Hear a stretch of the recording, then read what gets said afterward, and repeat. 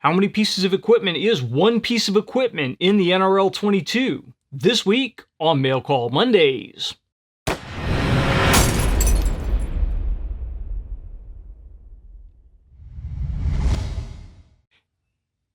Mail Call Mondays is brought to you by MDT. If you need a chassis system for your precision rifle, check out mdttac.com. I'm John McQuay with 8541 Tactical, and this is Mail Call Mondays, the show that answers your questions about precision rifles, optics, and equipment. Welcome to another Mail Call Mondays, and this Monday we are going to talk about a new rule change for the National Rifle League 22 matches. So I'm going to go ahead and just read the rule change, so bear with me here, and I'll put it up on the screen so you guys can read along. And this comes under Section C, Equipment and Positional Shooting, and I'll also put a link down below to the official rules. It says, number 1, depending on the stage, only a rifle with a bipod, sling, and one piece of equipment may be used. The bipod is considered part of the rifle system and is always allowed, except for unsupported position of any kind. Equipment must be 9 inches by 11 inches by 7 inches or smaller. Equipment includes bags, bags with attachments, skid plates, barricade blocks, or attached plates designed to give the shooter a wider footprint. The equipment may be attached to the rifle in any location. Equipment may also be attached to the shooter. The following may never be used: additional bipods, tripods, or monopods. A sling is designed to provide a way to carry the rifle and also to assist in unsupported positional shooting. The sling may attach at 1 or 2 points to the rifle. It may have cuffs or adjustments to aid in unsupported positional shooting. Other than a body part, a sling may not be wrapped around an object for added stability. This rule, Section 5, Subsection C, Rule 1, is the only rule that may change during the course of the season. This is due to the creative nature of shooters and the manufacturers and how they constantly invent new ideas and products. If any change to this rule occurs, it will be added to the top of the monthly course of fire for the remaining months in the season for all to see. So that is the main section of the rules that we are concerned with. The biggest takeaway from this, first of all, is that the size of the support bags or the equipment has changed from approximately the size of a volleyball to 9 inches by 11 inches by 7 inches or smaller. My guess would be this is going to facilitate having a box for something like the championships, to where your equipment has to fit inside the box. This is commonly done in handgun competition, to where there is a box in your handgun with your longest magazine has to be able to fit in the box and close the lid. That way they know that it is within dimensions of the rules. So it's much harder to do a volume-based thing, size of a volleyball. Well, unless you're going to have something that unscrews and you can put it in and screw the volleyball over top of it, it's a huge pain. So I absolutely understand that change. It makes it easier just to keep the playing field level. The interesting part, and what was clarified in a video done by Janae on the NRL22 YouTube page, was that one piece of equipment isn't necessarily one piece of equipment the way that they are interpreting it. So they put this nice clarification out, because we have pieces of equipment like the Coltac backbone here. Now, the way I have it set up, it is solidly affixed to this bag. So the barricade bag and the backbone is one piece of equipment. Now, not many people would argue that this isn't one piece of equipment.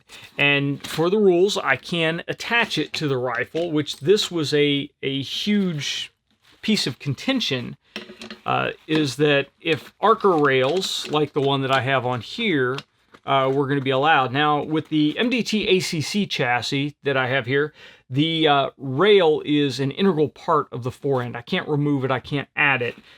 If the rules changed, I would just not be allowed to use things that attach to the Archer rail, which is problematic because my bipods are set up to attach to the Archer rail.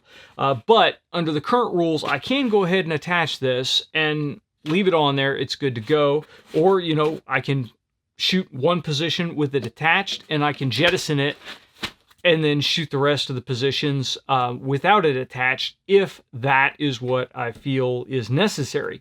Now, what I can't do is I can't install the backbone on the rifle and go, okay, well, it's part of the rifle, and then use a rear bag and say that's my one piece of equipment. That's a no-go. This would be the piece of equipment, and I would not be able to use the fortune cookie. Now, if I did want to use the fortune cookie and use some attachment method, again, I could remove it and use it on the rear if I wanted to, or I could take this off the front, flip it, put it under the rear of the rifle, and use it as support on the rear. That is perfectly acceptable. Where the big problem you run into is with the gamer plates. Things like the plate made by Gray Ops, where you have this very large plate that you can attach to the rifle, and then you use a bag independent of the plate.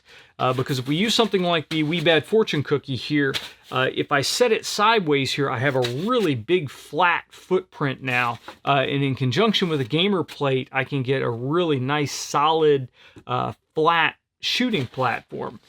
So that is great for making precision shots. And again, the NRL22 stages give you a ton of time to be able to get everything set up and lined up and get your 10 shots off.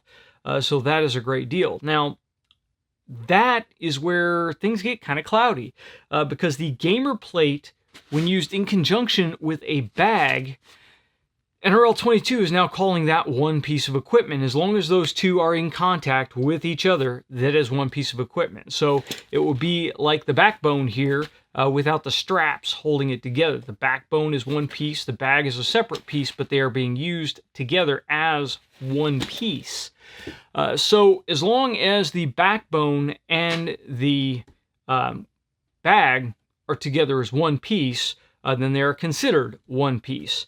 So you can shoot your position with those together, and then if you decide that, say you're too tall with those two together to get into position, well, you can remove both. So you can remove the plate and jettison the bag, and then you're good to go. What you can't do is you can't remove the bag, keep the plate on here, because then it's a different type of equipment, and use the plate against the barricade. So you have to really be aware of what you're doing, and you have to really plan your stage out to go, okay, I know I'm going to have to kick things off at this point to get low enough to get into this position. And you cannot, as Janae demonstrates in the video, do something like decide, okay, I'm going to a near prone position, so I'm going to use the gamer plate to be stable up front, and then I'm going to take the bag and throw it to the rear, because again, you're separating the one piece of equipment into two. So while they stay in contact with each other, they're considered one piece of equipment. While they're separated, they're considered two pieces of equipment. Now, also, the clarification on the rule is that you may use a different one piece of equipment for each of the different stages. So when you start the stage, you're locked into that one piece of equipment. But then when you go on to the next stage, if it's a different setup and you decide you need a different bag or a different plate or whatever, you may change that up and use a different one piece of equipment for the entirety of the next stage. So now we're getting into this. We can go there with 6 million different bags and pick a different bag for each stage, or 6 million different plates or whatever, and do a different one for each stage. So that I have mixed feelings about that. The rule change really isn't going to impact the way I shoot. I may use the Coltac backbone a little bit more often, but very often what I found is that just for my own convenience, running a single bag and making it work for everything, it just feels better to me. I enjoy shooting that way a little bit more than having to rack my brain and figure out which piece of equipment I'm going to set up. Limiting my options sometimes expands my creativity a little bit. So again, I don't know it's going to change the way I shoot. I still need to get a Gray Ops plate just to shoot with a little bit and see if I like using a plate at all in PRS style competition as well as NRL NRL22 style competition, since they are allowed in NRL22 now. But really, I don't know. So I encourage you guys to go ahead and watch the NRL22 video. Janae does a great job of breaking it down. So definitely check that out. But I really want to hear what you guys think about the rule change. Now, personally, what I would like to see is a split between the two. I would like to see open class really be unlimited. You can use whatever bags, whatever setup you want. That's because it's open class. And open class, when we leave open class unlimited, then you see some really creative stuff. You see people come up with new shooting implements. Some of them are really only game related. Some of them work their way over into the tactical world and help improve the effectiveness of our military and law enforcement snipers. And that I absolutely love to see. When something that starts in the mind of a competition shooter and then it finds a tactical application, that is great. That's really what the competition side of the long rifle world needs to be, is something that makes our warfighters more effective. So I really, really like to see that side of things.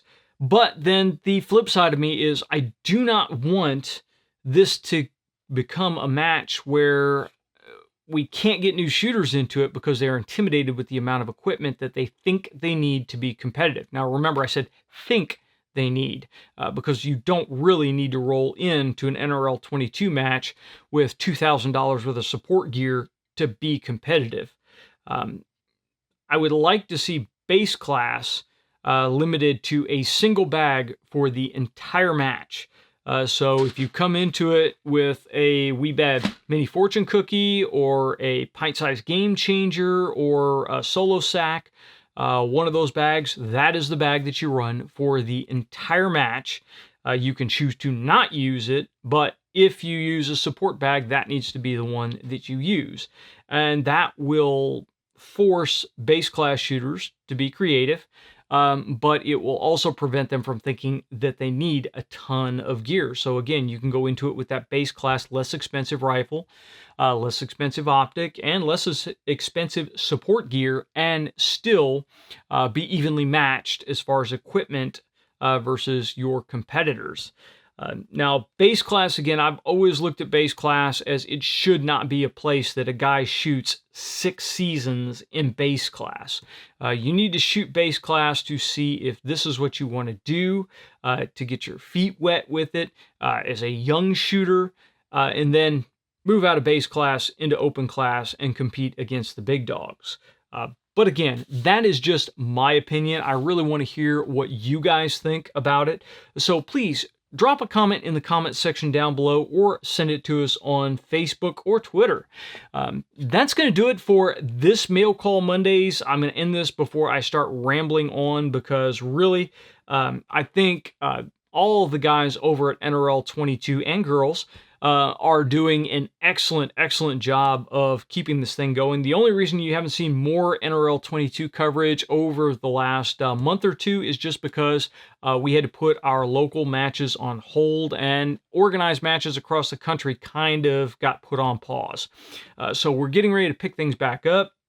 NRL22 has introduced a rooftop simulator into the props and expanded some things in the target package. So I have to go out later this week and meet with our match director, and we're going to go through some of that stuff and get some things lined out so we can get our local matches back on track and running. And then I'll be able to bring you guys some more NRL22 coverage. So that's going to do it for this Mail Call Mondays. If you guys have liked the video, please make sure you like, share, and subscribe. If you want to know how to support the videos that you guys know and love, please come check us out over on Patreon. And until next time, get out and shoot.